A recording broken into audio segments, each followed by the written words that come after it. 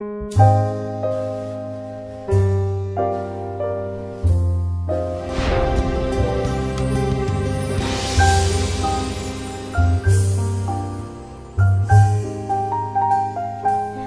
my name is Trisha Henley.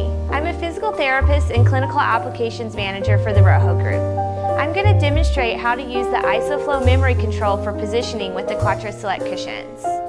The Quattro Select cushions are divided into 4 quadrants, or chambers, that allow you to control the arrangement of the air within the cushion. The ISOFlow memory control on the front center of the cushion is what allows this. When the ISOFlow is unlocked, the green knob pushed in, the air is able to communicate with all the cells of the entire cushion. In essence, it is functioning like a single valve ROHO cushion. When you lock the ISOFlow by pushing the red knob in, the air is then locked into the 4 quadrants. This means that the air in each quadrant is only able to travel within the few cells of the quadrant. The air no longer travels from left to right or front to back with client movements. Because the air is no longer traveling through the entire cushion, there is inherently more stability in the cushion and less air fluctuation. You can use the ISOFlow memory control to correct or accommodate a pelvic deformity. Let's first talk about the proper inflation using the ISOFlow memory control. Then I will demonstrate how to affect someone's position using the cushion. The first thing we must do is properly inflate the cushion. I will now review proper inflation. First, start by placing the Select cushion on the wheelchair, making sure it is centered with air cells up and the ISOFlow memory control facing forward. Consult your prescriber about alternate positions of ISOFlow. Next, turn the air valve counterclockwise to open. Make sure the ISOFlow memory control is also open by pushing the ISOFlow's green knob to the right or unlocked. Slide the pump's rubber nozzle over the air valve and inflate the cushion until it begins to slightly arch upward. Air will travel to the closest quadrant first, then pass through the ISOFlow valve to inflate the other quadrants. This is why the first quadrant looks overinflated when you start the inflation process. Pinch the pump's nozzle and turn the air valve clockwise to close. Then you can remove the pump. Have the individual sit in the wheelchair, making sure the cushion is centered underneath. The individual should be seated in their normal sitting position. Next, slide your hand between the cushion surface and the individual's bottom. Lift their legs slightly and feel for the lowest bony prominence. Then lower the leg to a sitting position. Next, turn the air valve counterclockwise to let air out while keeping your hand under the individual's lowest bony prominence.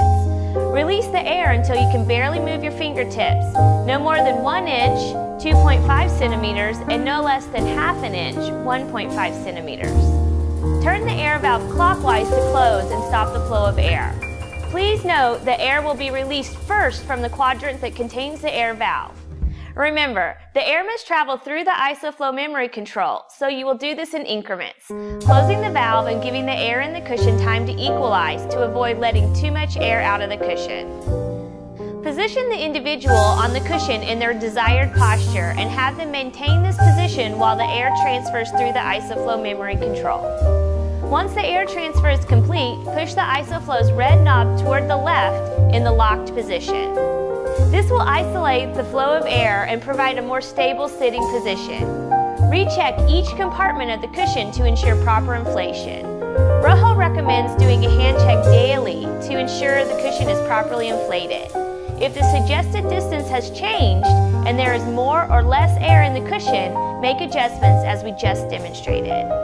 Now, let's talk about how to position someone with a flexible pelvic deformity while using the ISOFlow memory control. With the cushion properly adjusted, make sure the ISOFlow green knob is in the unlocked position.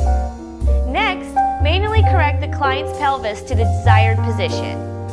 For example, if the client has a flexible left pelvic obliquity, meaning the left side of the pelvis is lower than the right side, either have the patient lean towards the right or the caregiver can manually put downward pressure on the right hip until the desired position is achieved.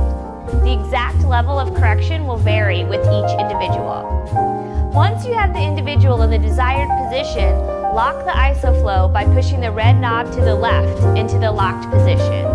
Once you have finished, please remember to check the client's bony prominences again to double check that neither side is lower than the recommended ½ inch, 1.5 centimeters of space between the user and the bottom of the cushion.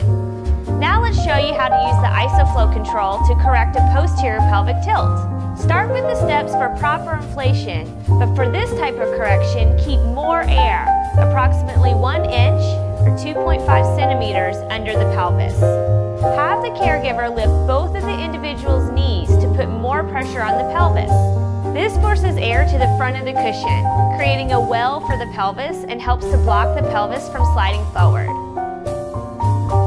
Recheck each compartment of the cushion to ensure proper inflation.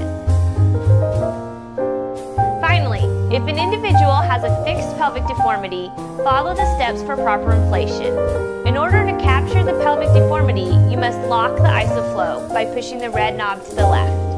This allows the cushion to adapt to a variety of pelvic positions. Always follow up with a hand check under the lowest bony prominence to ensure you have maintained at least ½ inch, 1.5 centimeters of space between the individual and the bottom of the cushion. For more detailed information regarding the ISOFlow memory control with the Quattro Select cushions, please click on the product information section of this webpage or call customer service at 1-800-851-3449.